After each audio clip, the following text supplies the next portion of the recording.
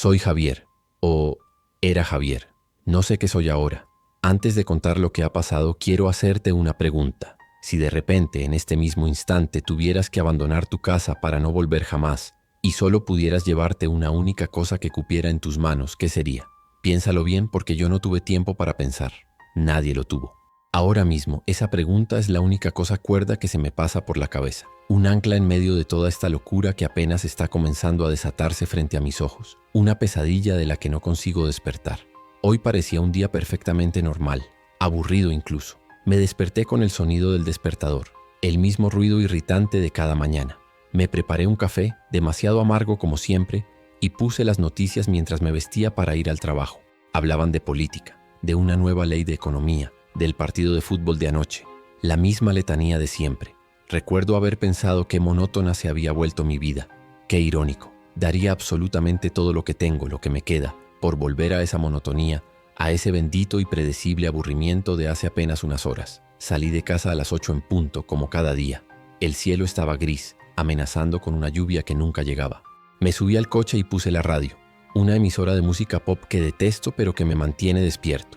El atasco en la autovía de circunvalación era el de siempre, una serpiente metálica de coches parados y conductores frustrados. Me uní a la cola, resignado, tamborileando los dedos sobre el volante mientras una canción estúpida sobre un amor de verano sonaba a todo volumen. Todo era normal, dolorosamente, terriblemente normal.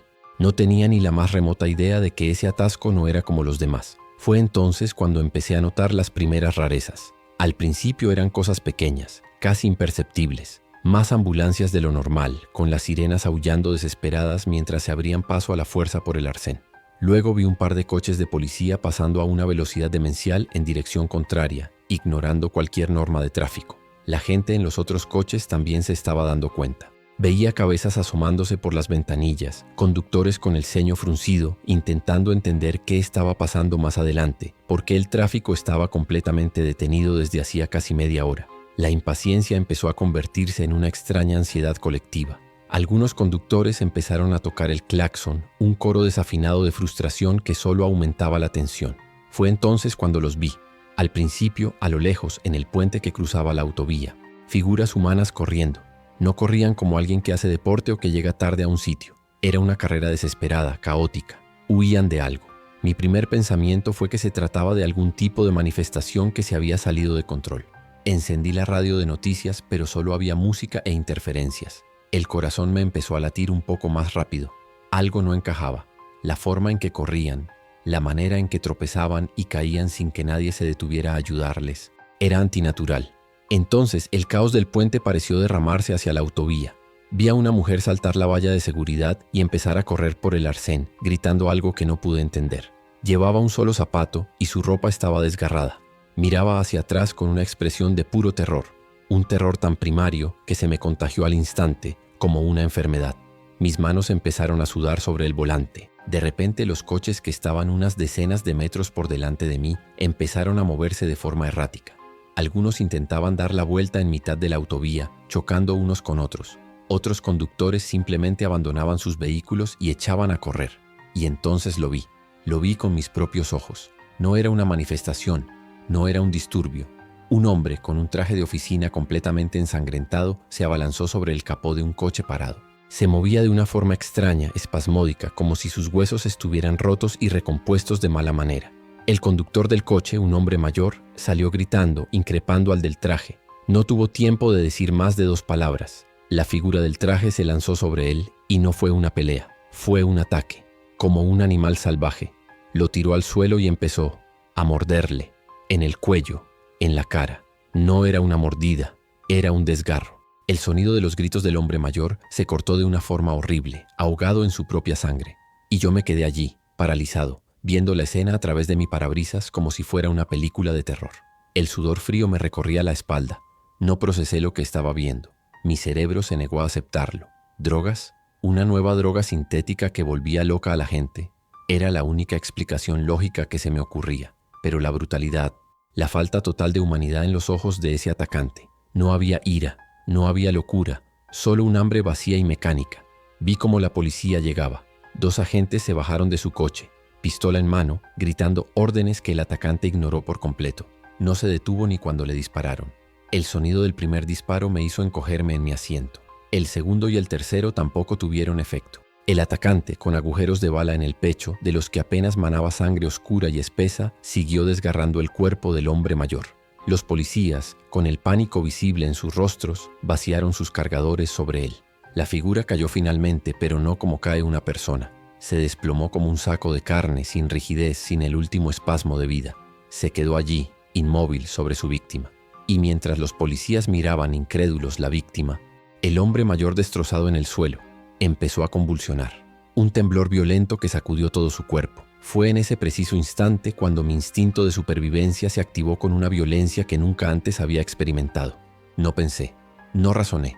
Metí la marcha atrás con una fuerza bruta, golpeando al coche que tenía detrás. El conductor me gritó, pero yo no le oía. Giré el volante y pisé el acelerador a fondo, subiéndome a la mediana que separaba los carriles. El bajo del coche rascó el hormigón con un chirrido espantoso. No me importó. Solo quería salir de allí, huir de lo que estaba viendo, de esa escena imposible que mi mente no podía asimilar. Conduje como un loco en dirección contraria por el arcén, esquivando a la gente que corría aterrorizada y a los coches abandonados. El mundo se había convertido en un manicomio en cuestión de minutos. Los claxones, los gritos, las sirenas, todo se mezclaba en una sinfonía del caos. Puse la radio de nuevo, cambiando de emisora frenéticamente. En una de ellas, un locutor con la voz temblorosa hablaba de incidentes violentos y aislados, y pedía a la población que mantuviera la calma y permaneciera en sus hogares. ¿Aislados? Estaba sucediendo por toda la maldita ciudad. No podía ir a casa. Mi apartamento estaba en el centro, y si lo que vi en la autovía era una muestra de lo que estaba pasando, el centro sería una trampa mortal. Tenía que pensar. Necesitaba un plan. Pero mi mente era un torbellino de pánico. Lo único claro que tenía era que necesitaba recursos. Agua. Comida enlatada, un botiquín, algo con lo que defenderme. Y el único sitio que se me ocurrió en ese momento, en un destello de claridad dentro de la locura, fue el gran supermercado a las afueras, cerca del polígono industrial. Estaba en la dirección opuesta al caos principal. El trayecto hasta allí fue una pesadilla. Las calles secundarias estaban empezando a colapsarse también. Vi más escenas de horror. Un accidente múltiple causado por un conductor que parecía estar atacando a su propio pasajero. Gente corriendo sin rumbo, con la mirada perdida. Un grupo de personas intentando forzar la entrada de una farmacia, rompiendo el escaparate con una papelera. La fina capa de civilización que nos mantenía a todos a raya se estaba resquebrajando a una velocidad aterradora. Y yo estaba viendo el proceso en tiempo real desde la relativa seguridad de mi coche. Cuando llegué al aparcamiento del supermercado, supe que no había sido el único con la misma idea. Estaba abarrotado, mucho más que en un sábado por la tarde. Los coches estaban aparcados de cualquier manera, bloqueando las salidas. La gente corría hacia la entrada, muchos de ellos ya con carritos de la compra. Había una tensión palpable en el aire, una energía frenética y egoísta. Nadie ayudaba a nadie. Vi a una mujer a la que se le cayó una bolsa de la compra y nadie se detuvo a echarle una mano. Al contrario, alguien aprovechó para coger una botella de agua que rodó por el suelo. Aparqué mi coche lo más cerca que pude de la salida, pero de forma que no me bloquearan. Fue un acto instintivo. Cogí una de las bolsas reutilizables que siempre llevo en el maletero y corrí hacia la entrada. El interior del supermercado era un caos aún mayor. El sonido era abrumador. Una mezcla de gritos, el chirrido de las ruedas de los carritos, el pitido constante de las alarmas de seguridad que la gente activaba al salir corriendo sin pagar. Los pasillos estaban atestados de personas que se empujaban y se abrían paso a la fuerza. Las estanterías de los productos básicos ya estaban siendo arrasadas. El agua embotellada, el papel higiénico, las conservas, la leche en polvo. La gente cogía los productos a puñados, sin mirar marcas ni precios, y los lanzaba a sus carritos con una avidez desesperada. El suelo estaba lleno de paquetes rotos, botes abollados y un rastro de comida pisoteada. El ambiente era de pánico puro. La lógica había desaparecido y solo quedaba el instinto más primario de acaparar. Me sentí pequeño e indefenso en medio de aquella marea humana. Me obligué a centrarme. Tenía que ser rápido y eficiente. Evité los pasillos principales y me moví por los laterales, intentando ser lo más invisible posible. Mi objetivo era la comida no perecedera y el agua. Me dirigí al pasillo de las legumbres en conserva. Ya estaba medio vacío, pero conseguí coger varias latas de garbanzos, lentejas y alubias. Las metí en mi bolsa sintiendo su peso.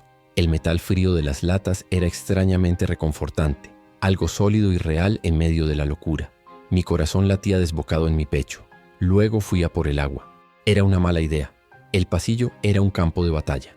La gente se peleaba literalmente por los últimos paquetes. Vi a 2 hombres discutiendo a gritos por un pack de 6 botellas. La discusión subió de tono y uno de ellos empujó al otro, que cayó hacia atrás contra una estantería de refrescos, provocando una cascada de latas ruidosas. Decidí que no merecía la pena el riesgo. Tenía que haber otra fuente de agua. Pensé en los zumos, en la leche, cualquier líquido. La sed sería uno de los primeros enemigos, lo sabía instintivamente. Mientras buscaba una alternativa, escuché un grito diferente. No era un grito de frustración o de ira, era un grito de terror, agudo y penetrante, que provenía de la entrada principal del supermercado. La cacofonía de ruidos bajó de volumen por un instante, como si todo el mundo contuviera la respiración. Seguido de ese grito se escuchó el sonido de cristales rompiéndose, un estruendo enorme que silenció por completo la tienda durante un segundo. Y luego, el pánico se multiplicó por 1000. La gente empezó a gritar y a correr hacia el fondo de la tienda, lejos de la entrada. Mi primer impulso fue correr con ellos, pero algo me detuvo. Me agaché detrás de una estantería de galletas con el corazón martilleándome en la garganta. ¿Qué estaba pasando? ¿Había llegado la violencia hasta aquí? Asomé la cabeza con cuidado por el borde del pasillo.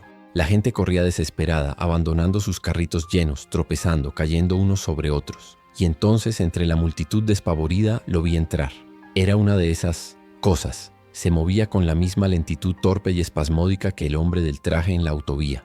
Era una mujer mayor, con el pelo blanco y un vestido floreado manchado de sangre. No parecía consciente de la gente que huía de ella. Simplemente caminaba hacia adelante, con la mirada vacía y los brazos extendidos. Detrás de ella entraron 2 más. Uno era un joven con uniforme de repartidor, al que le faltaba un trozo de mandíbula. El otro era un hombre corpulento con la camisa desgarrada, dejando ver una herida espantosa en el abdomen. No corrían, no gritaban, solo avanzaban. Y ese avance lento e inexorable era mucho más aterrador que cualquier carrera. La gente no entendía lo que veía, solo sabían que tenían que huir. Un guardia de seguridad, un chico joven que no tendría más de 20 años, se interpuso en su camino. Le gritó a la mujer mayor que se detuviera. Ella ni siquiera pareció oírle. Siguió avanzando.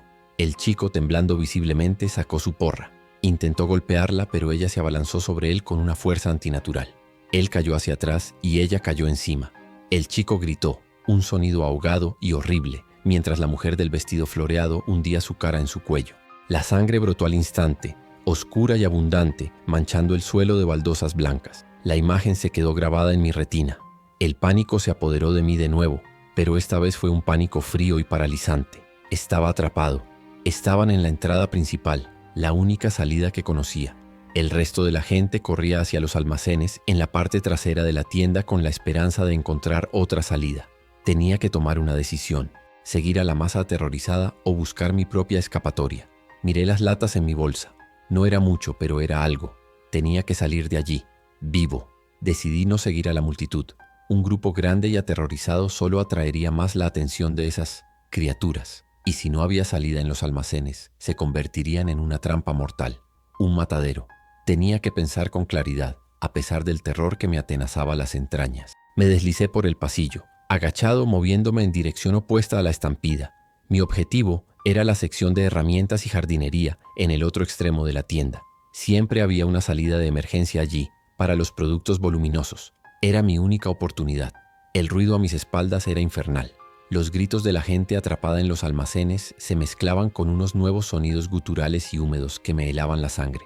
No quise mirar atrás. No podía permitirme mirar atrás. Cada paso que daba era un esfuerzo de voluntad. Mis piernas pesaban como plomo y mi respiración era un jadeo irregular. Pasé por el pasillo de los congelados. El vaho que salía de las arcas abiertas creaba una niebla extraña y fantasmal. El suelo estaba resbaladizo por los productos descongelados y la sangre de alguien que no había sido lo suficientemente rápido. En el pasillo de las bebidas alcohólicas, un hombre estaba acurrucado en el suelo, bebiendo directamente de una botella de whisky, con la mirada completamente perdida. Me vio pasar, pero no dijo nada. Simplemente levantó la botella en un silencioso y patético brindis. Por un instante, la idea de unirme a él, de rendirme a la inconsciencia, fue tentadora. Pero la imagen del guardia de seguridad siendo devorado me impulsó a seguir adelante. No iba a morir así, no en el pasillo de un supermercado. Tenía que seguir moviéndome, a cualquier precio. Llegué a la sección de herramientas. Estaba desierta. La gente, en su pánico por la comida, la había ignorado.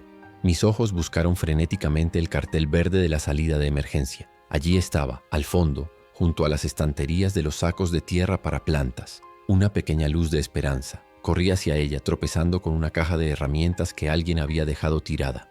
Me agaché y, sin pensarlo, cogí un martillo pesado de la caja. El peso del metal en mi mano me dio una extraña sensación de seguridad. Era ridículo, pero era mejor que nada.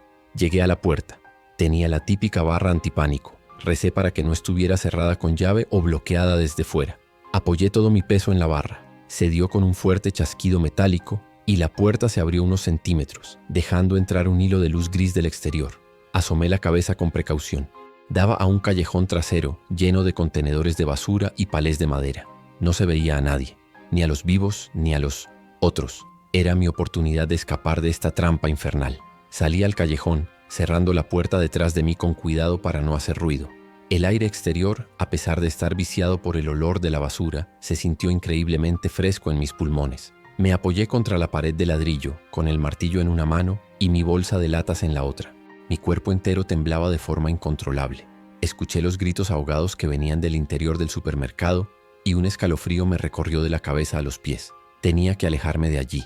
Tenía que encontrar un lugar seguro. ¿Pero quedaba algún lugar seguro en el mundo? Me moví sigilosamente por el callejón pegado a la pared. El silencio aquí fuera era casi tan aterrador como el ruido de dentro. Cada pequeño sonido, el viento agitando una bolsa de plástico, una rata corriendo entre los contenedores, hacía que mi corazón diera un vuelco. Al final del callejón se veía la calle principal del polígono industrial. Estaba llena de coches abandonados, algunos con las puertas abiertas. No había señales de vida. Era una escena postapocalíptica sacada de una película, pero era real, demasiado real. Mi coche estaba en el aparcamiento principal, al otro lado del edificio. Tendría que dar toda la vuelta. Era un riesgo enorme. Podía encontrarme con cualquiera de esas cosas, o peor, con gente desesperada que no dudaría en quitarme lo poco que había conseguido. Apreté el martillo con más fuerza. La piel de mis nudillos estaba en carne viva por la presión. Tenía que llegar a mi coche. Era mi única forma de moverme, mi único refugio móvil en este nuevo mundo que se estaba desmoronando a mi alrededor. Me asomé por la esquina del edificio. El aparcamiento era un cementerio de vehículos. Vi a lo lejos, cerca de la entrada, ahora destrozada del supermercado, a varias de esas figuras moviéndose lentamente entre los coches. Se sentían atraídas por el ruido que aún salía del interior. Parecían ignorar todo lo demás. Era mi oportunidad. Tenía que moverme por el borde exterior del aparcamiento, usando los coches como cobertura hasta llegar al mío. Era un plan terrible, pero era el único que tenía. Empecé a moverme agachado, corriendo de un coche a otro. El sonido de mi propia respiración me parecía atronador en el silencio. Cada vez que me detenía, mi corazón latía tan fuerte que temía que pudieran oírlo. Podía olerlo. Un olor dulzón y metálico. El olor a sangre y a algo más, a descomposición que flotaba en el aire. Las náuseas subieron por mi garganta y tuve que tragar con fuerza para no vomitar. La adrenalina era lo único que me mantenía en pie, lo único que impedía que me derrumbara y me quedara allí esperando el fin. Estaba a mitad de camino cuando uno de ellos me vio. Estaba a unos 30 metros, de pie junto a un monovolumen con la puerta abierta. Había estado inclinado dentro, probablemente alimentándose del conductor. Cuando se irguió, su cara estaba cubierta de sangre. Nuestros ojos se encontraron. No había reconocimiento en su mirada, solo un instinto vacío. Dejó escapar un gemido bajo y gutural, un sonido que no era humano, y empezó a caminar hacia mí. Lento, implacable. Supe en ese momento que correr no era una opción. Si corría, otros me oirían. Me quedé helado por un segundo. El pánico amenazó con paralizarme por completo. Pero entonces el peso del martillo en mi mano me ancló a la realidad. Él seguía acercándose, arrastrando un pie que parecía roto. Supe que era ahora o nunca. No podía dejar que se acercara más. No podía dejar que hiciera ese ruido. Levanté el martillo. Mis brazos temblaban tanto que apenas podía sostenerlo. Era un empleado del supermercado. Aún llevaba su uniforme azul, pero ya no era una persona. Era solo una cosa, una amenaza que tenía que eliminar. Esperé hasta que estuvo a solo unos metros. El olor era insoportable. Podía ver los detalles de su cara destrozada, los ojos lechosos y sin vida. El gemido se hizo más fuerte. Justo cuando se abalanzó, di un paso a un lado y balanceé el martillo con toda la fuerza que pude reunir, una fuerza nacida del terror más absoluto. El impacto fue sordo y húmedo. Le di en el lateral de la cabeza. Se tambaleó, pero no cayó. Se giró hacia mí de nuevo con un trozo de cráneo hundido y volvió a abalanzarse. El miedo me dio una nueva oleada de fuerza. Volví a golpear, y otra vez, y otra. No sé cuántas veces lo hice. Solo golpeaba con los ojos cerrados, sintiendo el impacto a través del mango del martillo, escuchando el horrible sonido de los huesos rompiéndose. Cuando por fin me detuve, estaba sin aliento, cubierto de sudor y de salpicaduras de sangre oscura. La cosa yacía inmóvil a mis pies, con la cabeza destrozada. Me quedé allí, de pie, temblando, mirando lo que había hecho. Acababa de matar a alguien, o a algo. No estaba seguro. Y lo peor de todo es que la única emoción que sentí fue alivio. No había tiempo para procesarlo. El gemido, aunque breve, podría haber atraído a otros. Miré a mi alrededor frenéticamente. No vi a nadie más moviéndose. Corrí los últimos metros que me separaban de mi coche. Abrí la puerta, me metí dentro y cerré el seguro con un movimiento espasmódico. Me quedé allí, en el asiento del conductor, con la espalda pegada al respaldo, jadeando, con el martillo ensangrentado en el regazo.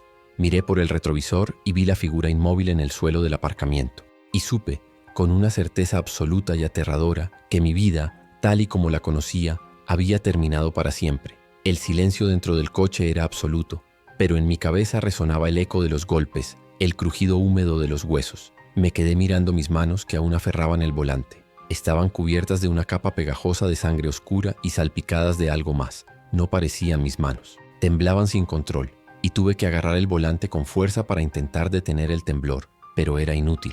Mis nudillos estaban blancos por la presión.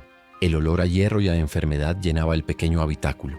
Quería gritar, vomitar, llorar, todo a la vez, pero no salía nada. Solo un jadeo seco y tembloroso. Tenía que salir de allí. Ese pensamiento era como un faro en la niebla de mi pánico. Giré la llave en el contacto. El motor, normalmente ruidoso, me pareció un estruendo catastrófico en el silencio del aparcamiento. Recé para que ninguna de esas cosas se hubiera percatado. Metí la marcha atrás con torpeza, y el coche dio una sacudida. Mis pies apenas obedecían, parecían de plomo. Maniobrar para salir del hueco en el que me había metido fue una eternidad. Cada chirrido de los neumáticos sobre el asfalto era como una invitación a la muerte. Conseguí poner el coche en dirección a la salida. Tuve que conducir despacio, esquivando carritos de la compra volcados y los cuerpos de las víctimas. No me permití mirarles a la cara. Solo veía bultos de ropa en el suelo, rodeados de manchas oscuras. A lo lejos vi cómo dos de esas criaturas se daban un festín con alguien que no había logrado escapar del supermercado. Se movían con una lentitud grotesca, indiferentes a mi presencia. Parecía que, mientras tuvieran comida, ignoraban todo lo demás. Esa observación se me quedó grabada a fuego en la mente. Al llegar a la salida del aparcamiento, me encontré con la calle bloqueada por una furgoneta de reparto que había chocado contra la barrera. El conductor estaba desplomado sobre el volante. No sabía si estaba vivo o muerto, o algo peor. No podía quedarme a averiguarlo. Con el corazón en la garganta, giré bruscamente y me subí a la acera, pasando por un pequeño jardín ornamental. Las ramas de los arbustos arañaron la pintura del coche con un sonido agudo. Volví a incorporarme a la calzada y pisé el acelerador sin mirar atrás. Las calles del polígono industrial estaban extrañamente vacías, pero la sensación de desolación era aterradora. Semáforos parpadeando en ámbar sin sentido, papeles y basura arrastrados por el viento y un silencio en Stestvening, solo roto por el sonido de mi propio motor. A lo lejos, las columnas de humo negro que había visto antes se habían vuelto más densas, más numerosas. La ciudad estaba ardiendo, y yo conducía a través de ella, un superviviente solitario en un mundo que se estaba muriendo a mi alrededor. Mi única esperanza era llegar a un lugar seguro. ¿Pero dónde? Mi apartamento era una sentencia de muerte. Pensé en mis padres, pero viven en un pueblo a más de 200 kilómetros. No sabía si las carreteras principales eran seguras, si podría llegar siquiera. Entonces me acordé de mi hermana, Elena. Vive en las afueras, en una de esas urbanizaciones privadas, con vallas altas y una única entrada con garita de seguridad. En mi vida normal, siempre me había parecido un lugar pretencioso y aislado. Ahora, de repente, sonaba como la fortaleza más segura del mundo. Puse rumbo hacia allí. Conducir por la ciudad era una prueba de nervios. El tráfico había desaparecido, pero las calles eran un laberinto de coches abandonados. Tuve que tomar rutas extrañas, meterme por calles prohibidas, incluso conducir un tramo por las vías del tranvía. Vi más escenas que mi cerebro luchaba por procesar. Un autobús de línea se había estrellado contra el escaparate de una tienda de electrodomésticos. No había supervivientes, solo comensales. Se movían lentamente dentro del autobús, sus siluetas recortadas contra los televisores encendidos que mostraban una carta de ajuste. Intenté usar el móvil para llamar a mi hermana. No había señal. La red estaba completamente caída. Probé con la radio del coche. La mayoría de las emisoras eran solo estática. Encontré una. una emisora gubernamental que repetía un mensaje en bucle. La voz de un militar, monótona y sin emoción, hablaba de un evento de contagio rápido y declaraba la ley marcial. Advertías a la población que no saliera de sus casas y que evitara el contacto con cualquier persona que mostrara comportamiento errático o agresivo. Era demasiado poco y demasiado tarde. La voz de la radio se cortó de repente, reemplazada por un chillido electrónico y luego silencio. La última conexión con el mundo organizado se había roto. Ahora estaba completamente solo. El sol empezaba a bajar, tiñendo el cielo lleno de humo de un color anaranjado y enfermizo. La idea de que la noche me pillara en la carretera me llenó de un terror visceral. Aceleré todo lo que pude, arriesgándome en cada cruce, rezando para no encontrarme con más de esas cosas, o con otros conductores tan desesperados como yo. Por fin, tras lo que me pareció una vida entera, vi la señal que indicaba la salida hacia la urbanización de mi hermana. El corazón me dio un vuelco de alivio, pero el alivio duró poco. A medida que me acercaba vi que la carretera de acceso estaba bloqueada. No por los infectados, sino por los vivos. Un par de coches cruzados en la carretera formaban una barricada improvisada. Junto a ellos, un grupo de hombres armados con escopetas de caza y palos de golf. Eran los residentes. Estaban protegiendo su pequeño mundo. Me detuve a una distancia prudencial, con el motor en marcha. Uno de los hombres, de mediana edad y con un chaleco reflectante, se acercó con la escopeta apoyada en el hombro. Me hizo señas con la mano para que bajara la ventanilla. Lo hice, pero solo unos centímetros. El aire olía a miedo y a pólvora. Su cara estaba tensa, sus ojos desconfiados. Me analizó de arriba abajo, deteniéndose en las manchas de sangre de mi ropa y en el martillo que todavía tenía en el asiento del copiloto. Supe que mi aspecto no jugaba a mi favor. ¿A dónde crees que vas?, preguntó con la voz áspera. Su tono no era amistoso. Era el tono de alguien que se siente con poder por primera vez en su vida y tiene pánico de perderlo. Mi hermana vive aquí, le dije, intentando que mi voz sonara lo más tranquila posible. Elena García, en el número 24 de la calle de los Olivos. El hombre entrecerró los ojos. No dejamos entrar a nadie. Órdenes de la comunidad. Estamos en cuarentena. La palabra cuarentena sonaba ridícula. Esto no era una enfermedad que se pudiera contener con una valla. Por favor, supliqué, y odié el sonido lastimero de mi propia voz. Vengo de la ciudad. Lo que está pasando. No te lo puedes ni imaginar. Solo quiero asegurarme de que mi hermana está bien. El hombre negó con la cabeza inflexible. Todo el mundo tiene una historia. Si te dejamos entrar a ti, tendremos que dejar entrar a todos. Vete por donde has venido. Se dio la vuelta, dándome la espalda como si el asunto estuviera zanjado. El pánico empezó a subir por mi garganta de nuevo. No podía quedarme ahí fuera. La noche estaba a punto de caer. Tenía que pensar rápido. Toqué el claxon. Un toque corto y seco. El hombre se giró furioso. He dicho que te vayas. Ignoré su ira. Llama a mi hermana. Solo tienes que llamar a su casa y preguntarle. Si ella dice que no me conoce, me iré. Te lo juro. Le grité el número de su casa, la dirección, cualquier dato que pudiera demostrar que decía la verdad. El hombre dudó por un instante. Vio la desesperación en mis ojos. Quizás, solo quizás, vio un reflejo de su propio miedo. Se giró y habló con otro de los hombres de la barricada. La espera fue una tortura. Cada segundo que pasaba me sentía más expuesto. Miraba por los retrovisores, esperando ver en cualquier momento una de esas figuras arrastrando los pies por la carretera. El sol casi se había puesto y las sombras se alargaban, convirtiendo cada arbusto, cada coche abandonado en una amenaza potencial. ¿Y si mi hermana no estaba en casa? ¿Y si le había pasado algo? La incertidumbre era casi peor que el miedo. Apreté el volante con fuerza, mi única ancla a la cordura. Finalmente el hombre del chaleco reflectante volvió a acercarse a mi coche. Su expresión era un poco menos hostil. Tu hermana dice que eres tú, pero no se fían. Dicen que podrías estar infectado.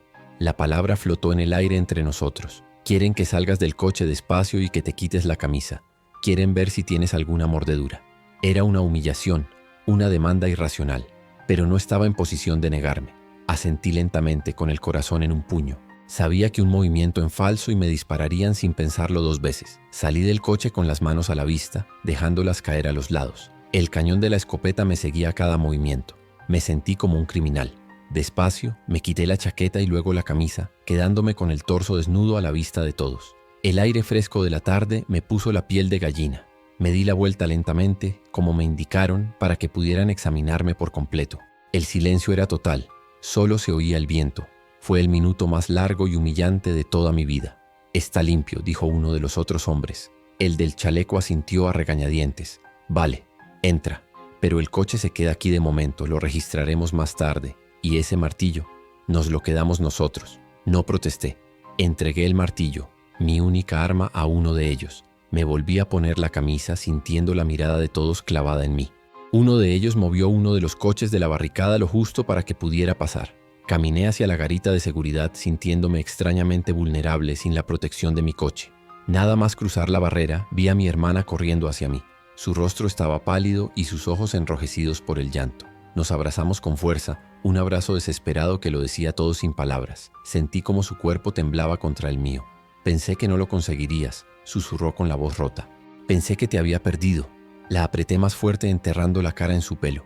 Por primera vez en todo el día, sentí una pequeña punzada de seguridad, una mínima sensación de haber llegado a casa. Pero la sensación se desvaneció tan rápido como llegó.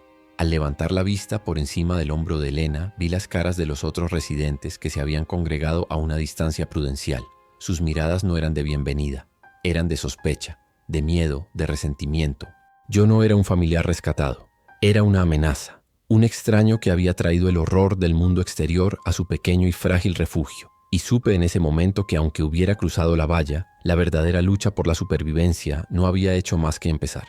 La casa de mi hermana era como una isla de normalidad en un mar de locura. Las luces estaban encendidas, la calefacción puesta y olía a café recién hecho. Su marido, Carlos, me saludó con un apretón de manos tenso pero sincero. Tenían 2 hijos pequeños, mis sobrinos, que dormían en la planta de arriba, ajenos a todo. Elena me hizo sentarme en el sofá y me trajo una taza de agua. Mis manos temblaban tanto que apenas podía sostenerla. Le di un sorbo y el líquido fresco fue lo mejor que había probado en mi vida. Les conté todo lo que había visto. La autovía, el supermercado, el empleado al que... No pude terminar la frase. Las palabras se me atascaron en la garganta. Elena me puso una mano en el hombro, sus ojos llenos de compasión. Carlos, mientras tanto, paseaba por el salón con el rostro sombrío. Hemos estado viendo las noticias por internet hasta que se ha caído la conexión, dijo. Mostraban imágenes de Londres, de Nueva York. Está pasando en todas partes. No es algo local, es global. La magnitud de sus palabras me aplastó. Mientras hablábamos sonó el timbre. Era uno de los vecinos, el que parecía estar al mando en la barricada. Quería hablar con nosotros. Carlos salió al porche y yo me asomé por la ventana. El vecino le estaba explicando las nuevas normas de la comunidad.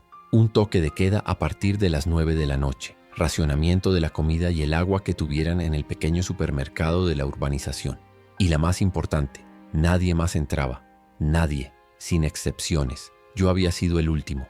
La puerta al mundo exterior se había cerrado definitivamente. Carlos entró de nuevo con el rostro desencajado. Nos están tratando como apestados, murmuró. Dice que tenemos que quedarnos en casa durante 48 horas. Una cuarentena de observación. Para asegurarse de que no, ya sabes. Miró hacia mí con una mezcla de pena y miedo. Yo era el paciente cero de su pequeña comunidad, el posible portador de la plaga.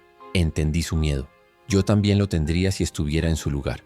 Pero eso no hacía que la sensación de aislamiento fuera menos dolorosa. Esa noche no pude dormir. Elena me preparó una cama en el cuarto de invitados, pero cada vez que cerraba los ojos, veía la cara del guardia de seguridad del supermercado, los ojos vacíos del empleado al que había matado, el sonido de los huesos rompiéndose. Me levanté y me asomé a la ventana. La urbanización estaba en silencio, a oscuras. Solo las luces de la garita de la entrada rompían la negrura. Era una calma tensa, frágil. Una burbuja que sabía no tardaría en estallar.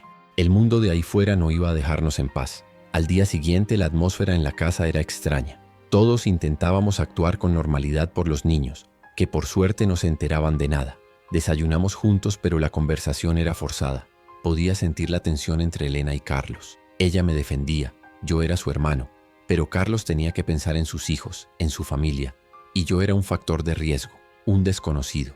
A pesar de los años que nos conocíamos, la crisis nos había convertido en extraños. A mediodía se fue la luz, un apagón repentino que nos dejó a todos en silencio. Los niños empezaron a llorar. Carlos fue a por unas velas, mientras Elena intentaba calmarlos. Yo me asomé a la ventana.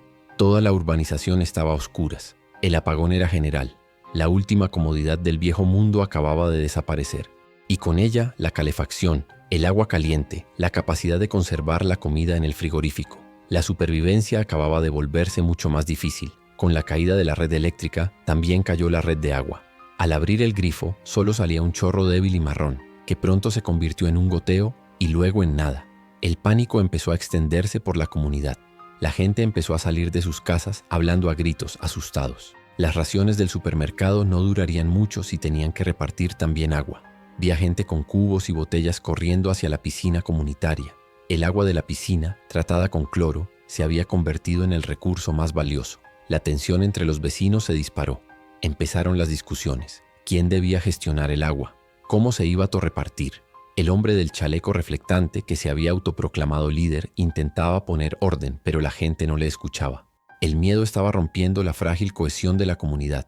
Todos se miraban con desconfianza, calculando cuánta comida y agua podría tener el otro almacenada en su casa. La lucha por los recursos había comenzado, y ni siquiera estábamos amenazados por los infectados. Aún, desde la ventana de la planta de arriba, que daba a la valla perimetral, empecé a verlos. Al principio solo uno, luego dos. Caminaban sin rumbo por la carretera exterior, atraídos quizás por el olor de casi 200 personas encerradas. Se movían con su característica lentitud, pero su presencia era una amenaza constante, un recordatorio de lo que nos esperaba si las cosas salían mal aquí dentro. Uno de ellos se quedó parado junto a la valla, mirando hacia el interior con sus ojos vacíos. Era como un tiburón rodeando una jaula. Esa tarde, la situación empeoró. Uno de los residentes, un hombre mayor que vivía solo, sufrió un ataque al corazón. El pánico, la deshidratación, fue demasiado para él. Su vecino fue a ver cómo estaba y lo encontró muerto en su salón. La noticia corrió como la pólvora, y con ella una pregunta terrible. ¿Qué hacemos con el cuerpo?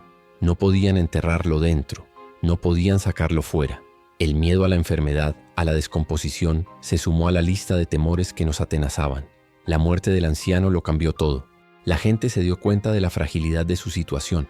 No había médicos, no había medicinas. Un simple accidente doméstico, una infección, podía ser una sentencia de muerte. El miedo se convirtió en paranoia. La gente empezó a trancar sus puertas, no solo por los infectados de fuera, sino por sus propios vecinos. La comunidad por la que tanto habían luchado por proteger se estaba convirtiendo en una prisión de pequeñas celdas de desconfianza. Hacia el atardecer, escuchamos gritos provenientes de una de las casas cercanas a la valla. No eran gritos de pánico, eran gritos de rabia y dolor. Alguien se asomó por una ventana y empezó a gritar que su perro, que estaba en el jardín, había sido atacado. Uno de los infectados había metido el brazo por entre los barrotes de la valla y había agarrado al animal. La escena fue dantesca. El dueño del perro, un hombre joven, salió corriendo con un cuchillo de cocina intentando apuñalar al infectado a través de la valla, llorando de pura impotencia. El incidente del perro fue la gota que colmó el vaso. La gente se dio cuenta de que la valla no era tan segura como pensaban. Era una simple barrera visual. Cualquier infectado podía meter los brazos y si se juntaban suficientes, quizás podrían incluso derribarla por pura presión. El líder improvisado organizó a un grupo de voluntarios para reforzar el perímetro. Empezaron a arrancar muebles de jardín, vallas de madera de las casas, cualquier cosa que sirviera para crear una segunda barrera interior, a unos metros de la valla principal. Mientras los hombres trabajaban fuera, con una urgencia febril, yo me quedé en casa con Elena. Carlos había decidido unirse a ellos, más por presión social que por convicción. Elena estaba intentando llenar la bañera con el agua que quedaba en las tuberías. «No sé cuánto durará esto, Javi», me dijo sin mirarme. «Tengo miedo, no por mí, sino por los niños». Vi en sus ojos el mismo terror primario que había visto en la cara de la mujer que corría por la autovía. El terror de una madre por sus hijos. Esa noche el silencio fue diferente. Ya no era un silencio tenso, sino un silencio cargado de presagios. Se oían ruidos del exterior, gemidos, el sonido de cuerpos arañando el metal de la valla. Eran más que antes, muchos más, atraídos por las luces de las linternas de los que reforzaban el perímetro, por los olores, por el simple hecho de que éramos un reducto de vida en un mundo de muerte. La pequeña y segura urbanización de mi hermana se había convertido en una lata de sardinas rodeada de depredadores. De madrugada me despertó un sonido que no era del exterior, provenía de la propia urbanización. Un grito, un único grito de mujer, agudo y cortado de repente. Un silencio denso cayó después. Me asomé a la ventana, pero no se veía nada en la oscuridad.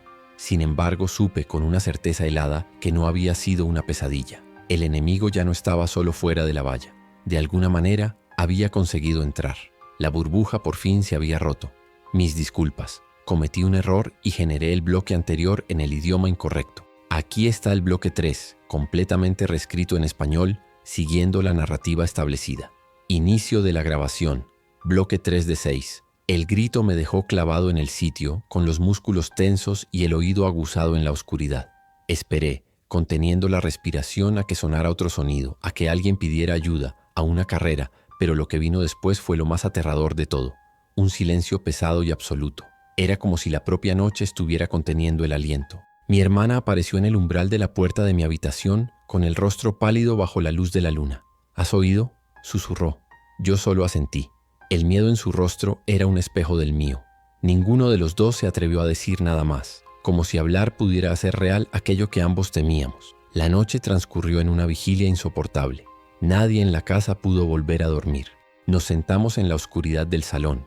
Elena, Carlos y yo, escuchando el sonido de los muertos arañando la valla y esforzándonos por descifrar cada pequeño ruido que provenía de dentro de la urbanización. Era una nueva forma de tortura. El enemigo ya no estaba solo ahí fuera. La amenaza podía estar ahora en la casa de al lado, en el jardín del vecino. La sensación de seguridad, ya de por sí frágil, se había evaporado por completo, dejándonos desnudos y expuestos en nuestro propio refugio. Con las primeras luces del alba, la tensión se volvió insoportable. La gente comenzó a salir de sus casas, dubitativa, mirándose unos a otros con una mezcla de miedo y acusación. La noticia del grito nocturno se extendió en susurros. ¿De qué casa provenía? ¿Quién había gritado? El líder improvisado, el hombre del chaleco reflectante que se llamaba Ricardo, reunió a un pequeño grupo de los hombres más capaces, es decir, los que tenían escopetas de caza. Decidieron ir a investigar. Me miraron, y Carlos explicó rápidamente que yo tenía experiencia, que ya me había enfrentado a uno de ellos. La mirada de Ricardo sobre mí era de pura desconfianza, pero también de una cierta curiosidad morbosa. Así que sabes cómo son estas cosas, dijo, más afirmando que preguntando. Asentí en silencio. Entonces vienes con nosotros, pero quédate detrás de mí, y no hagas ninguna estupidez. Su orden era una forma de mantenerme bajo vigilancia. Salí con ellos dejando a Elena y a los niños encerrados en casa. Mi hermana me miró desde la ventana, con una expresión de súplica. Le prometí con un gesto que volvería, una promesa que en ese momento me pareció vacía.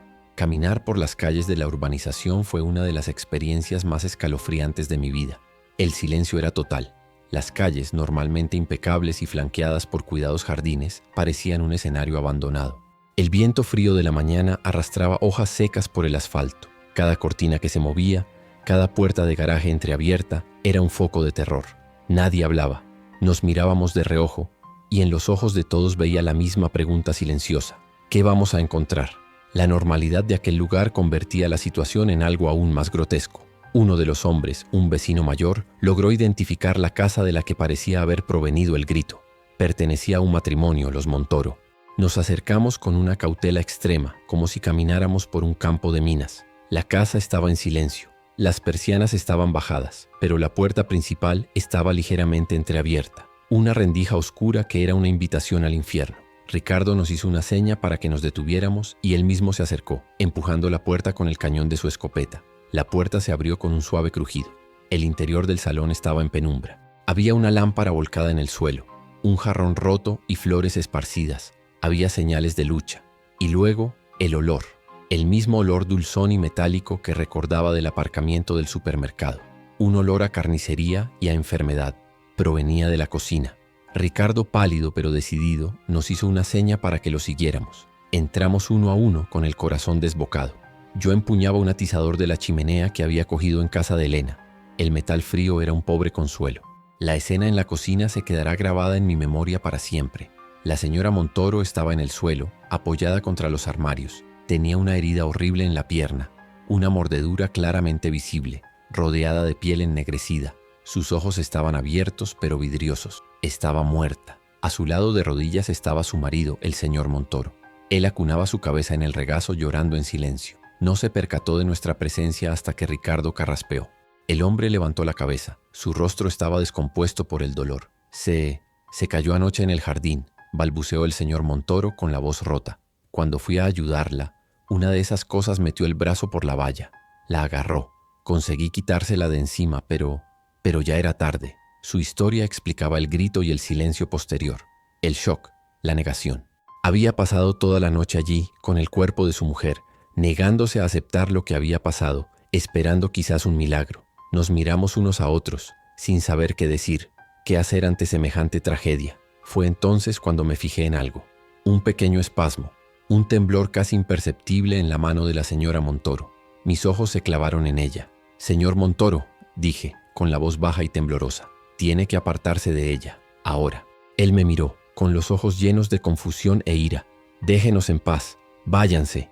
Pero el temblor se intensificó. El cuerpo entero de la mujer comenzó a convulsionar, un movimiento violento y antinatural. Su cuello crujió cuando su cabeza se giró hacia un lado y un gemido bajo y gutural se escapó de sus labios pálidos. El señor Montoro gritó, una mezcla de terror y negación, e intentó sujetar a su mujer como si pudiera impedir la transformación por la fuerza. Pero ella ya no era su mujer. Sus ojos, antes vidriosos, ahora estaban abiertos y lechosos, enfocados en nada y en todo al mismo tiempo. Con una fuerza que no debería poseer, apartó a su marido de un manotazo y trató de levantarse, arrastrando la pierna herida. Sus movimientos eran los que yo conocía tan bien, espasmódicos, rotos, incorrectos. La pesadilla se había instalado en el corazón de nuestro refugio. Los otros hombres se quedaron paralizados, horrorizados. No podían procesar lo que estaban viendo. Aquella no era una criatura anónima. Era su vecina, Marta, la mujer que les daba los buenos días todas las mañanas. Ricardo levantó la escopeta, pero sus manos temblaban tanto que no podía apuntar. El señor Montoro, en el suelo, sollozaba histéricamente. Marta, la cosa que era Marta, se giró hacia nosotros y comenzó a caminar, a arrastrarse en nuestra dirección, con aquel gemido hambriento saliendo del fondo de su garganta. Sabía que no teníamos tiempo, sabía lo que iba a pasar a continuación. Mientras los otros estaban congelados por el shock, yo actué.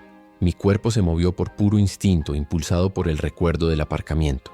Le grité a Ricardo que se apartara y corrí hacia adelante con el atizador de hierro en alto. La cosa que era Marta se giró hacia mí, el objetivo más cercano. Su rostro era una máscara de hambre vacía. No había reconocimiento, no había nada de la mujer que había sido. Y eso, de alguna manera, hizo más fácil lo que tenía que hacer. Balanceé el atizador con toda mi fuerza, igual que había hecho con el martillo. Apunté a la cabeza. El primer golpe la alcanzó en la sien, haciéndola tambalearse hacia un lado, pero no cayó. Se volvió de nuevo hacia mí, con un nuevo agujero en la cabeza del que apenas manaba sangre. Su gemido se agudizó. Los otros hombres gritaron a mi espalda. Volví a atacar, esta vez con más precisión. El metal le perforó el ojo y se hundió en el cráneo con un sonido húmedo y horrible. La criatura se desplomó en el suelo de la cocina como una marioneta a la que le han cortado los hilos y quedó inmóvil. El silencio que siguió fue más pesado que cualquier grito. Yo estaba de pie, jadeando, con el atizador ensangrentado en la mano, temblando de pies a cabeza. El señor Montoro lloraba desconsoladamente en el suelo. Los otros me miraban, pero no me miraban como a un salvador. Me miraban con horror, con miedo. Yo era el extraño, el forastero, el que había traído la violencia del mundo exterior a sus cocinas limpias y ordenadas. En ese momento yo era tan monstruo para ellos como la cosa a la que acababa de matar. Ricardo fue el primero en reaccionar. Se acercó, con la escopeta aún temblorosa, y miró el cuerpo en el suelo. Luego me miró a mí. Tenemos que deshacernos de ellos», dijo con voz queda, refiriéndose a los dos cuerpos. «No podemos dejarlos aquí». La pragmática brutalidad de sus palabras rompió el hechizo. Lo que había ocurrido no era solo una tragedia, era un problema de saneamiento, un riesgo biológico.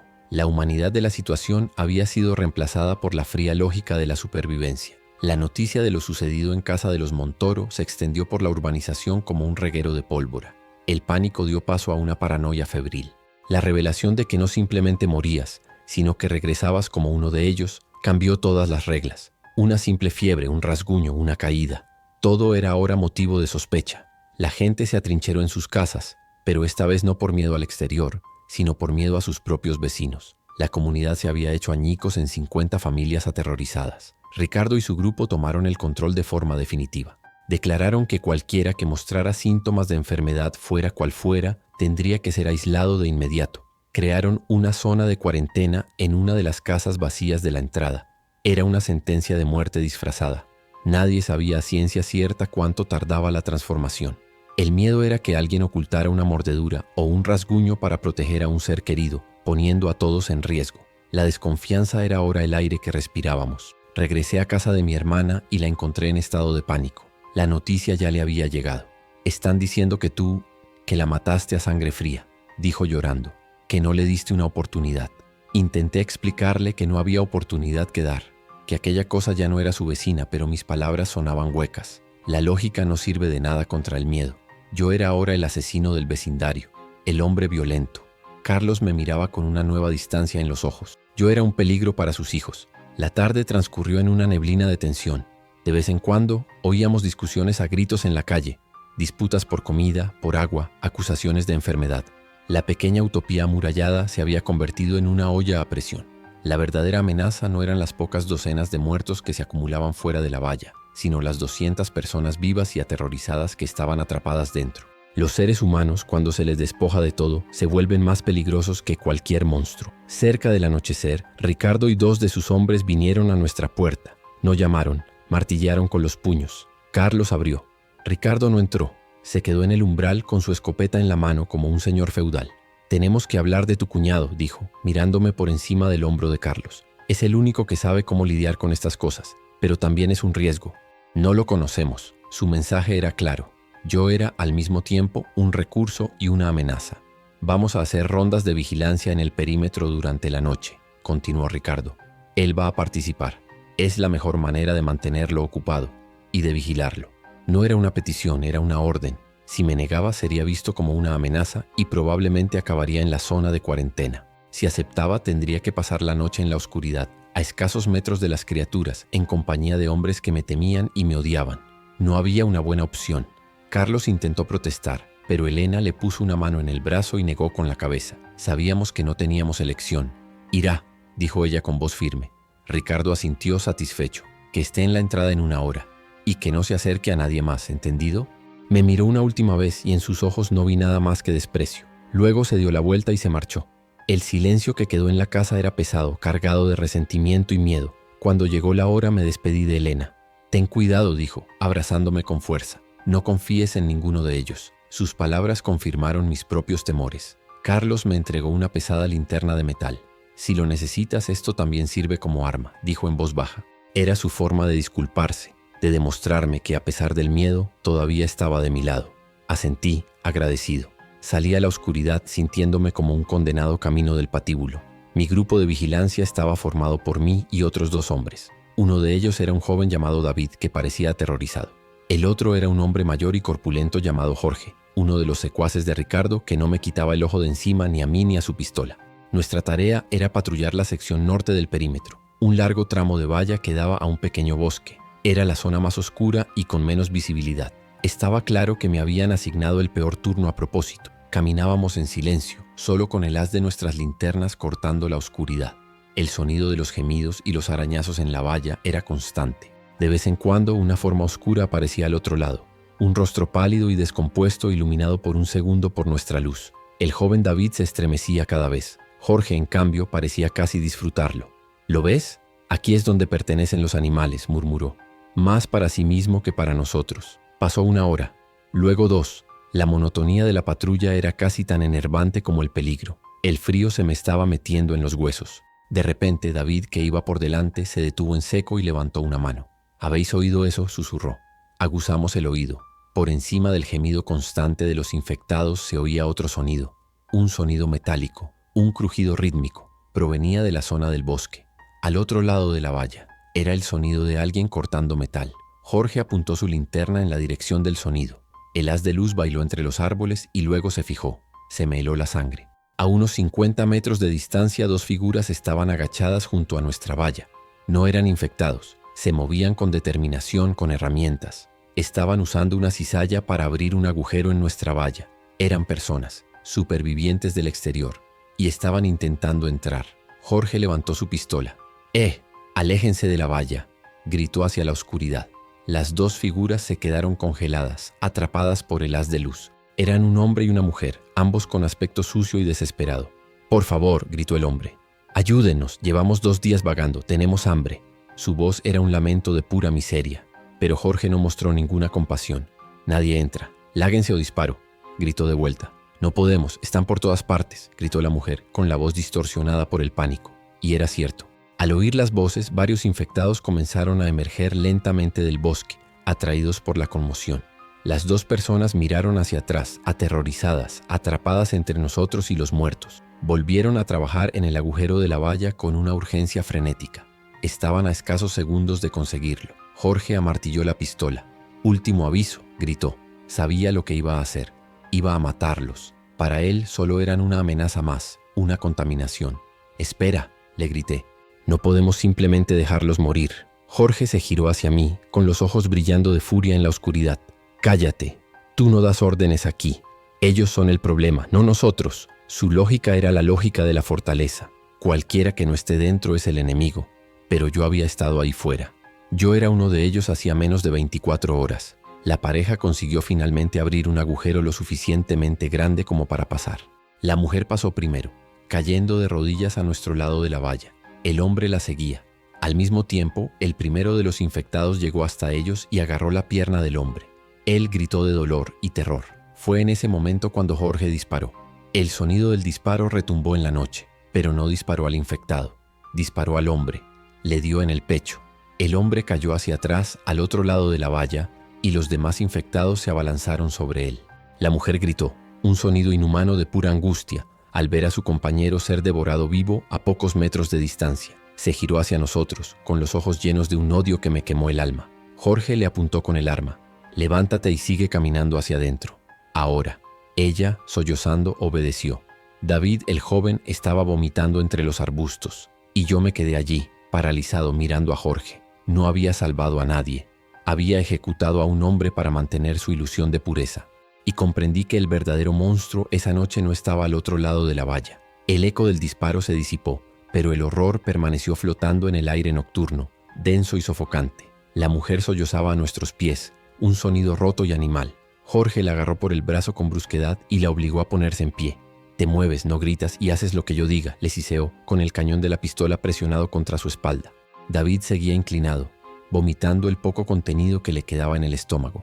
Y yo me quedé allí, mirando el hueco en la valla, el lugar por donde la vida y la muerte habían colisionado de la forma más brutal. Caminé detrás de Jorge de vuelta al centro de la urbanización. La mujer caminaba delante de él, tropezando en la oscuridad. Tenía las manos apretadas en puños tan fuertes que las uñas se me clavaban en las palmas. Cada paso era un esfuerzo consciente por no abalanzarme sobre su espalda. El sonido del llanto ahogado de la mujer era la banda sonora de un odio frío y puro que crecía en mi pecho. No dije una palabra. El silencio era mi única arma en ese momento, mi única forma de rebelión. Sabía que cualquier palabra, cualquier acusación, solo le daría a Jorge la excusa que necesitaba para verme como una amenaza activa. Cuando llegamos a la entrada, Ricardo y otros 2 hombres nos esperaban, alertados por el disparo. ¿Qué ha pasado?, preguntó Ricardo con la mirada saltando de la mujer aterrorizada a nuestras caras. Jorge empujó a la mujer hacia adelante, 2 de fuera intentando entrar. Tuvimos que neutralizar a uno de ellos. Era hostil. El otro está aquí. La forma en que lo dijo, neutralizar, como si fuera un informe militar, me revolvió el estómago. Contó una versión de los hechos donde el hombre le había atacado, donde no había tenido más remedio que disparar para protegerse. Una mentira descarada. Miré a David esperando que dijera algo, que contara la verdad, pero el joven ni siquiera podía levantar la vista del suelo. Estaba pálido como un muerto y temblaba visiblemente. Negó con la cabeza cuando Ricardo le preguntó si tenía algo que añadir. Estaba demasiado aterrorizado para hablar, y entonces todos los ojos se volvieron hacia mí. ¿Y tú?, preguntó Ricardo entrecerrando los ojos. ¿Lo viste así? El mundo pareció detenerse. Podía decir la verdad, podía llamar a Jorge asesino, y sabía que si lo hacía, firmaría mi propia sentencia de muerte en esta pequeña dictadura del miedo. Sucedió muy rápido, dije finalmente, eligiendo mis palabras con un cuidado extremo. Había infectados por todas partes. Hubo mucha confusión. No confirmé su mentira, pero tampoco la negué. Fue una respuesta cobarde, y me odié por ello en ese mismo instante. Pero la mirada en los ojos de Elena cuando salí de casa volvió a mi mente. Tenía que sobrevivir, no por mí, sino por ella. Ricardo pareció aceptar mi respuesta ambigua. Tenía cosas más importantes de las que preocuparse. La mujer era ahora el centro de su atención. La llevaron a la garita de seguridad que ahora servía de celda de interrogatorio. No luchó, se movía como un autómata. Sus ojos estaban vacíos, pero no como los de los infectados. Los suyos estaban llenos de una oscuridad diferente, la oscuridad de haberlo visto todo, de haberlo perdido todo en un solo instante. Cuando Ricardo le gritó una pregunta sobre de dónde venía, ella ni siquiera parpadeó. Estaba rota. Decidieron encerrarla allí hasta el amanecer para observarla. Otra forma de decir que esperaban a ver si había sido mordida. Me permitieron volver a casa. Caminé por las calles silenciosas sintiéndome más sucio que nunca. No por la sangre de los muertos, sino por la cobardía de los vivos. Cuando entré, Elena y Carlos me esperaban en el salón. La expresión de mi rostro les dijo todo lo que necesitaban saber. Les conté en susurros lo que había ocurrido en la valla, la ejecución a sangre fría de Jorge, mi silencio, el terror de David, la mujer encerrada. Elena se llevó las manos a la boca, con los ojos llenos de lágrimas de horror. Carlos, sin embargo, reaccionó de forma diferente. Se levantó y empezó a pasear, con las manos en la nuca. No tenías otra opción, Javier, dijo, con la voz tensa. Si te hubieras enfrentado a Jorge, a Ricardo, ¿qué crees que habría pasado? Nos habrían echado, o algo peor.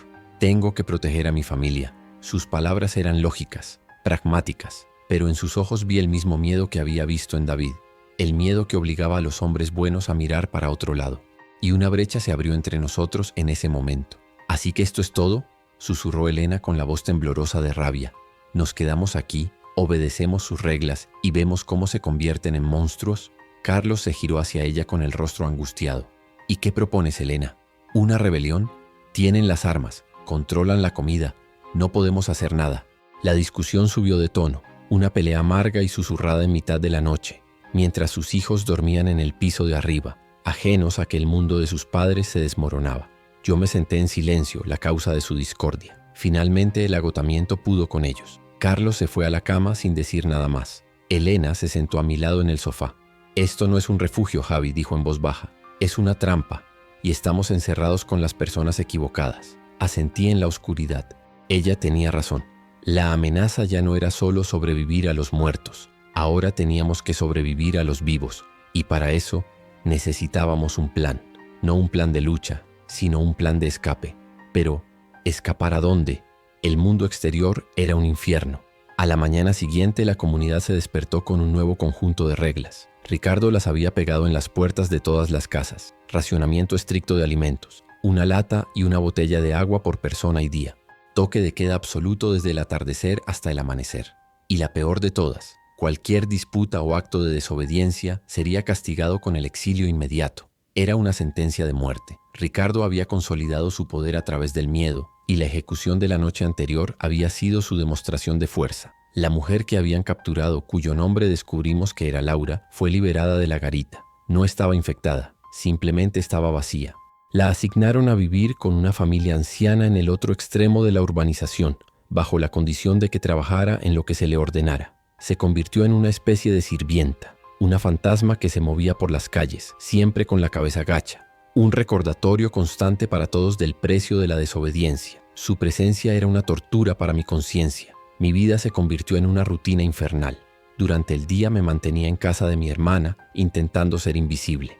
Ayudaba a reforzar las ventanas con tablas, a inventariar la poca comida que nos quedaba. Por la noche me veía obligado a salir de patrulla. Siempre me asignaban con Jorge. Era la forma que Ricardo tenía de mantenerme a raya, de recordarme quién mandaba. Nuestras patrullas eran un ejercicio de tensión silenciosa. Caminábamos a metros de distancia sin decir una palabra, pero la amenaza entre nosotros era tan tangible como el frío de la noche.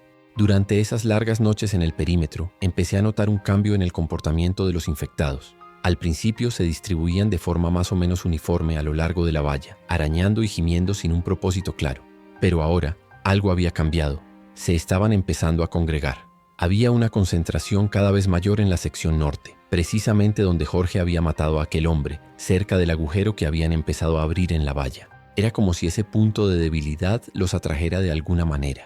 No era solo su número lo que me preocupaba, era su insistencia. Ya no solo arañaban, se empujaban contra la valla, un cuerpo tras otro, apilándose unos sobre otros, creando una masa horrible y palpitante de carne en descomposición que hacía que la estructura metálica crujiera y se quejara.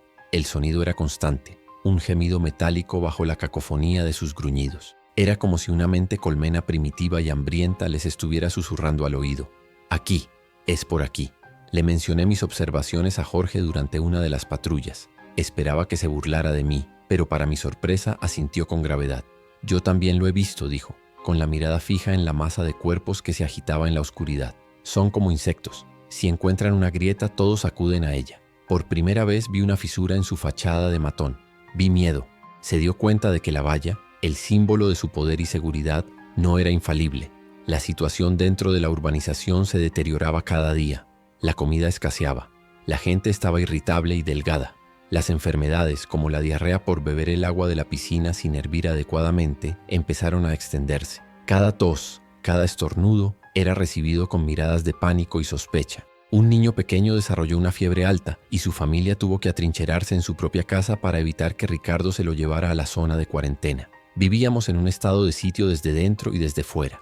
En casa la tensión entre Carlos y Elena era insostenible. Carlos quería que siguiéramos las reglas, que no llamáramos la atención. Solo tenemos que aguantar, repetía como un mantra.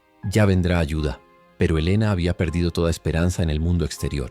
Empezó a actuar por su cuenta. Por la noche, mientras Carlos dormía, ella y yo empezamos a crear un pequeño escondite en el sótano, ocultando una parte de nuestra ya escasa comida y agua. Era un acto de traición contra la comunidad, pero también nuestro único seguro de vida. Una noche, mientras estaba de patrulla con Jorge, ocurrió algo que lo cambió todo. Estábamos en la sección norte, observando la creciente horda que se presionaba contra la valla. El crujido del metal era más fuerte que nunca.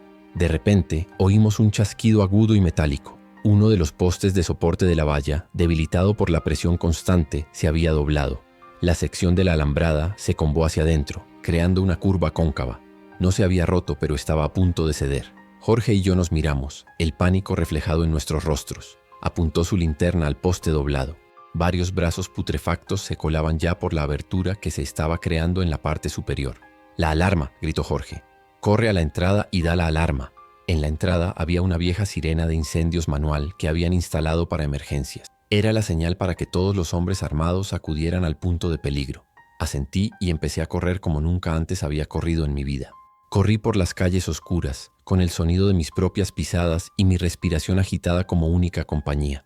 El miedo me daba alas. La imagen de esa valla doblándose, de esa marea de cuerpos a punto de derramarse en nuestro frágil refugio, se repetía en mi mente. Sabía que no se trataba solo de un poste.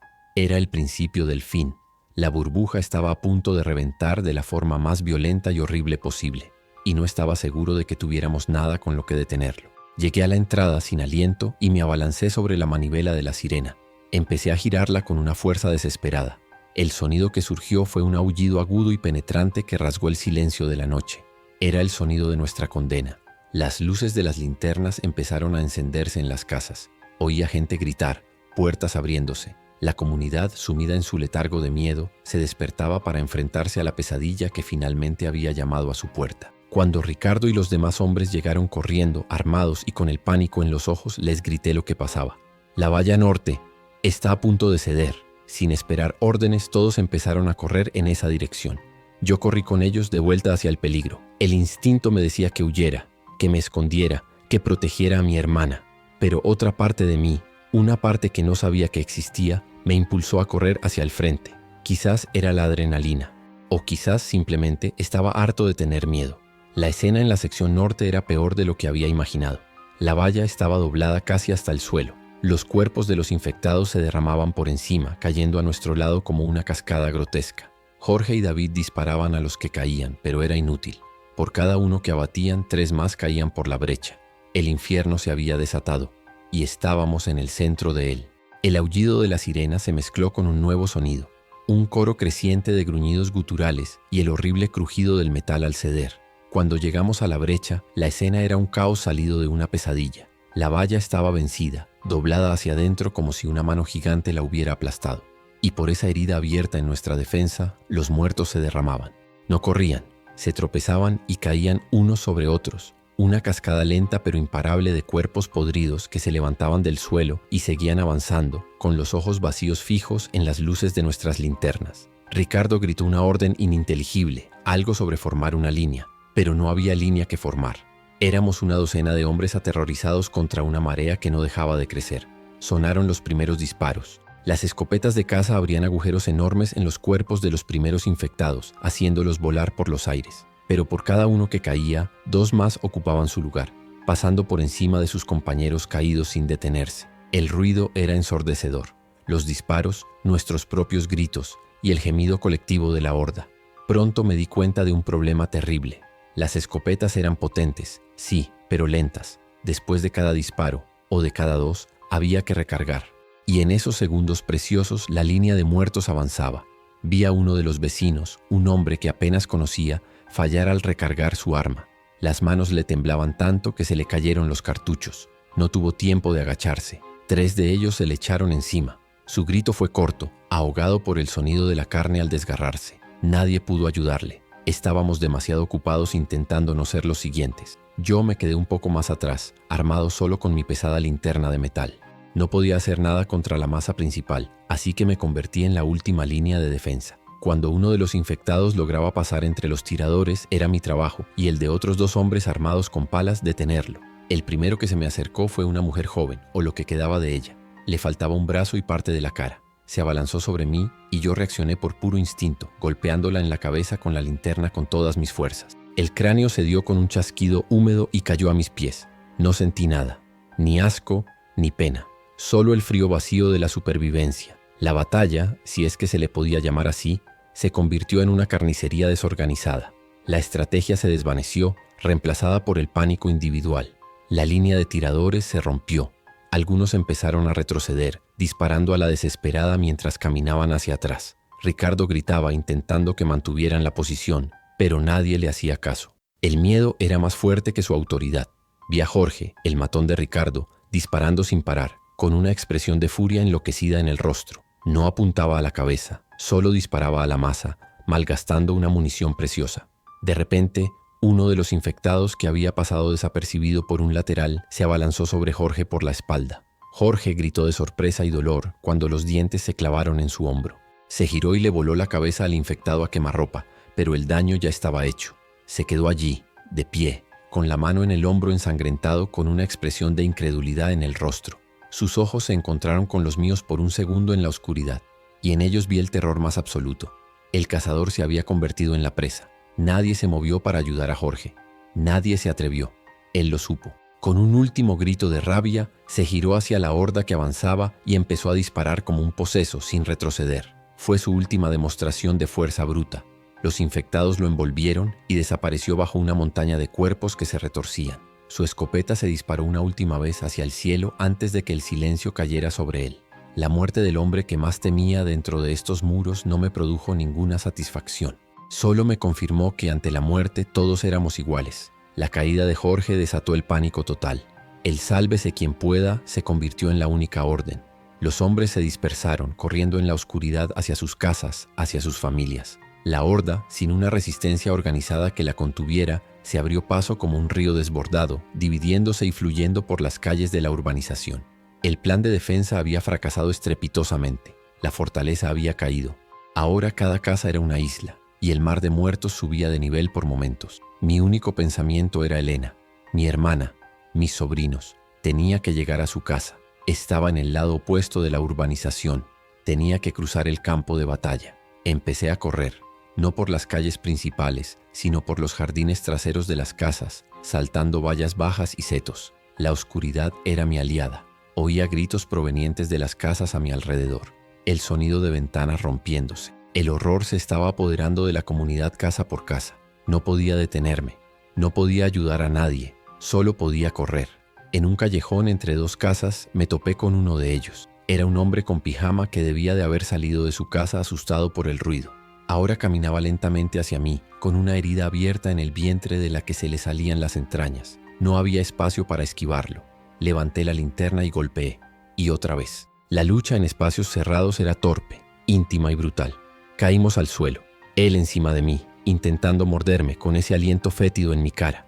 Logré empujarlo y golpearlo una última vez en la cabeza hasta que quedó inmóvil.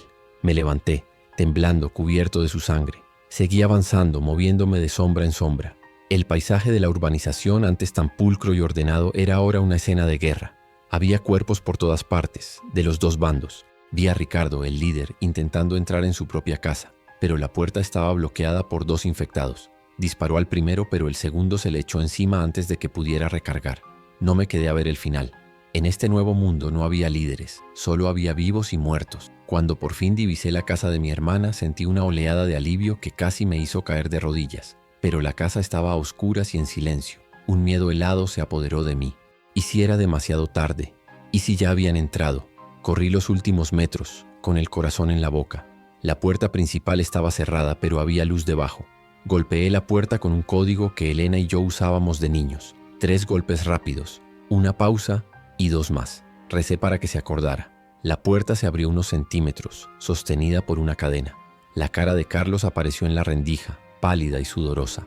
Cuando me vio, La quitó rápidamente y me hizo entrar, volviendo a cerrar la puerta con múltiples cerrojos. Elena corrió hacia mí y me abrazó. Estaba llorando en silencio. ¿Estás bien? ¿Estás herido?, me preguntó examinándome de arriba abajo. Negué con la cabeza. Estaba cubierto de sangre, pero no era la mía. Los niños estaban en el sofá, envueltos en una manta, con los ojos muy abiertos por el miedo. Están por todas partes, dijo Carlos, asomándose por una rendija de la persiana. La comunidad ha caído. Hemos oído gritos por todas partes. Ya no se oye nada, solo ellos. El silencio que había caído sobre la urbanización era, en efecto, más aterrador que el ruido de la batalla. Era el silencio de la derrota, el silencio de un lugar que ha sido purgado de vida. Solo se oían los gemidos lejanos y de vez en cuando el sonido de un cuerpo arrastrándose por el asfalto. Nos quedamos en silencio, escuchando. Y entonces lo oímos. Un arañazo, suave al principio, en la puerta del garaje. Luego otro, en una de las ventanas del salón. Y luego más. No eran golpes violentos. Eran arañazos persistentes, incansables. El sonido de un hambre paciente que sabía que estábamos dentro. Estaban rodeando la casa. Éramos una lata de comida y ellos estaban buscando la forma de abrirla. El refugio se había convertido en nuestra tumba. Nos quedamos en la más completa oscuridad, acurrucados en el salón. Los niños, milagrosamente, se habían quedado dormidos en el sofá, agotados por el miedo. Cada arañazo en la pared, cada gemido ahogado que venía del exterior, era una tortura que nos erizaba la piel. El tiempo perdió todo su significado. Cada minuto era una hora, cada hora una eternidad. Carlos estaba sentado en el suelo con la cabeza entre las manos, meciéndose lentamente. Estaba roto.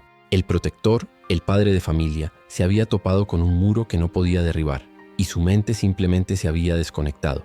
Elena, en cambio, era una roca. Se movía por la casa en silencio, con una calma aterradora, comprobando las barricadas que habíamos improvisado en las puertas y ventanas. Su miedo no la había paralizado, la había enfocado. Su único objetivo era la supervivencia de sus hijos. Me miró en la oscuridad y en sus ojos vi una pregunta. No era qué hacemos ahora, sino cuál es el plan. Sabía como yo que esperar allí era simplemente elegir una forma más lenta de morir. Tarde o temprano encontrarían una forma de entrar. O nosotros nos quedaríamos sin agua y comida. Mi coche, susurré, tan bajo que apenas era un soplo de aire. ¿Te acuerdas de dónde lo dejé? Carlos levantó la cabeza con los ojos vacíos. Elena asintió lentamente. Lo había aparcado cerca de la entrada principal, junto a la barricada, en una posición que me permitiera salir rápido. Estaba a casi 1 kilómetro de distancia, 1 kilómetro de calles infestadas de muertos. Era un plan suicida. Era el único plan. Tenemos que esperar, continué. Justo antes del amanecer. La luz es más débil y quizás estén menos activos. Era una suposición sin fundamento, una esperanza estúpida, pero era lo único que teníamos. Pasamos las siguientes horas preparándonos en un silencio casi absoluto. Fue una coreografía del miedo. Elena preparó una pequeña mochila con las botellas de agua que habíamos guardado y las pocas latas de comida que habíamos escondido. El botín de mi incursión en el supermercado, que ahora parecía de hace una vida.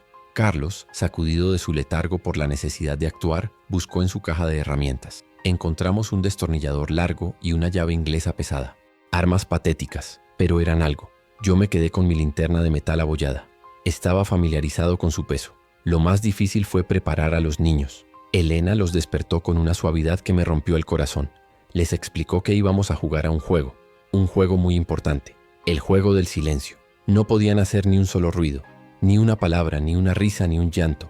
El que ganara tendría un premio cuando todo terminara. Los ojos de mi sobrino mayor, de apenas 6 años, me miraron con una seriedad que ningún niño debería tener. Él sabía que no era un juego. Asintió y le hizo un gesto de silencio a su hermana pequeña. Cuando la primera luz grisácea del alba empezó a teñir el borde de las persianas, supimos que era la hora.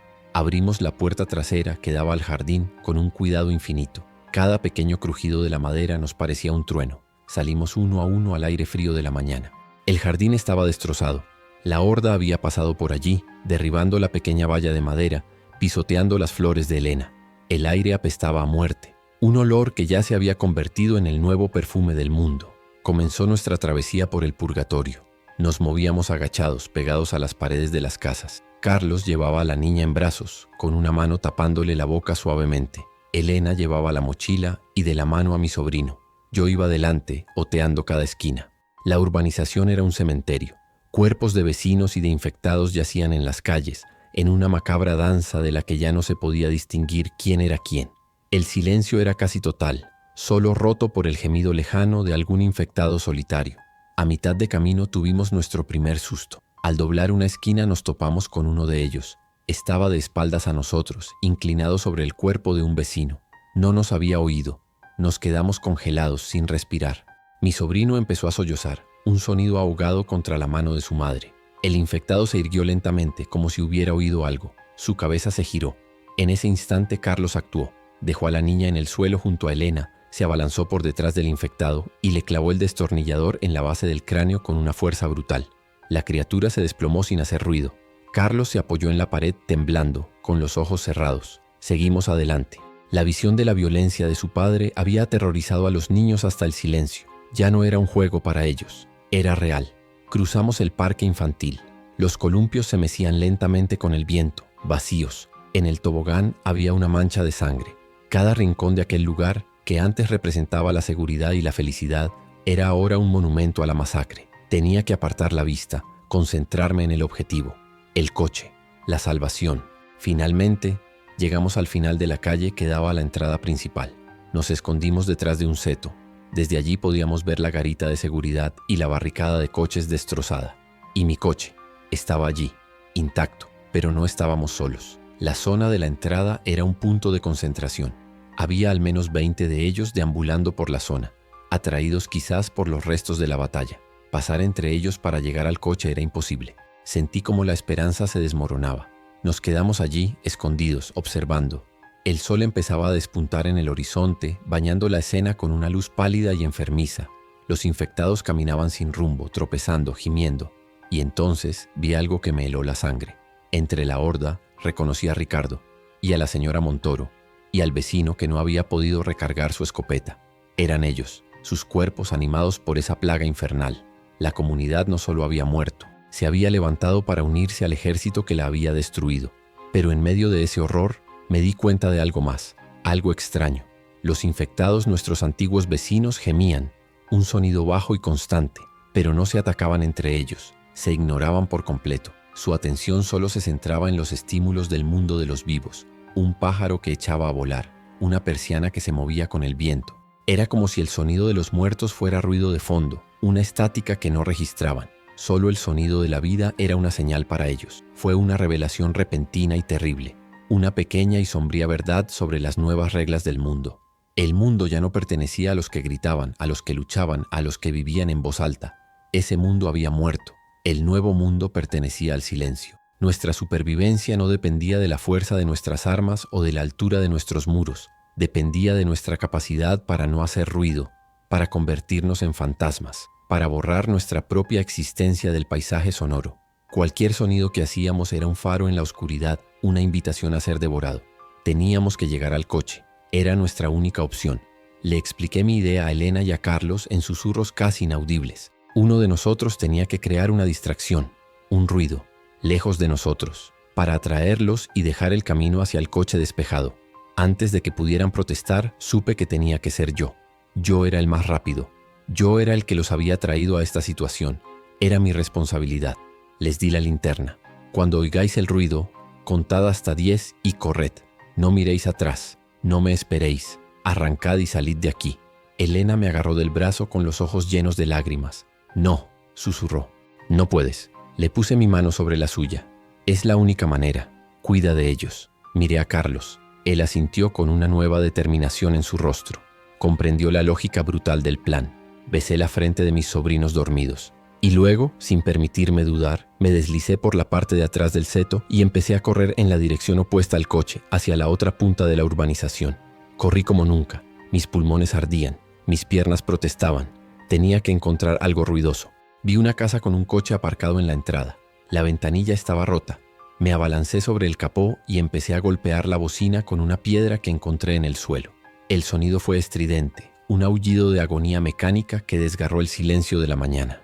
Al instante todas las cabezas de la horda en la entrada se giraron en mi dirección y empezaron a moverse, lentos pero implacables todos hacia mí.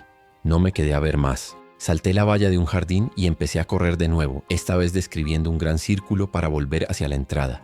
Oía sus gemidos detrás de mí, cada vez más cerca. Sabía que no podría mantener la distancia mucho tiempo. Llegué de nuevo al seto. Estaban vacíos. Mi familia se había ido. Miré hacia mi coche. La puerta del conductor estaba abierta. Los vi dentro, a todos, apiñados. Carlos estaba en el asiento del conductor girando la llave. El motor tosió 1, 2 veces, y entonces arrancó. El rugido del motor fue el sonido más hermoso y aterrador que jamás había oído. Atrajo la atención de todos los infectados de vuelta hacia ellos. Yo estaba a unos 30 metros. Carlos no dudó. Pisó el acelerador a fondo. El coche se lanzó hacia adelante, atropellando a 2 infectados que se interponían, y salió disparado por la entrada destrozada de la urbanización hacia la carretera, hacia la libertad, hacia lo desconocido. Y yo me quedé solo, en mitad de la calle, con la horda que había atraído ahora girándose de nuevo hacia mí. La imagen de la cámara tiembla violentamente. Ahora está claro que Javier está grabando esto mientras corre. Se oye su respiración agitada, casi un sollozo. Se ve el suelo pasando a toda velocidad, luego una valla que salta. Se gira brevemente y a lo lejos se ve a la horda persiguiéndole. Consigue llegar a otro coche abandonado, se mete dentro y cierra la puerta justo a tiempo para que varias manos golpeen el cristal. Se apoya en el asiento jadeando. Lo consiguieron. Están a salvo. O al menos tienen una oportunidad. Eso es todo lo que importa. No sé qué voy a hacer ahora. No sé cuánto tiempo duraré. Pero por primera vez entiendo lo que se necesita. No se trata de luchar. Se trata de desaparecer, dejar de ser. El silencio es la única arma. El silencio es la única oración. Tienes que convertirte en el silencio. Si alguien encuentra esto, que aprenda la lección. El ruido es la muerte. La vida es el espacio tranquilo que hay entre 2 gritos.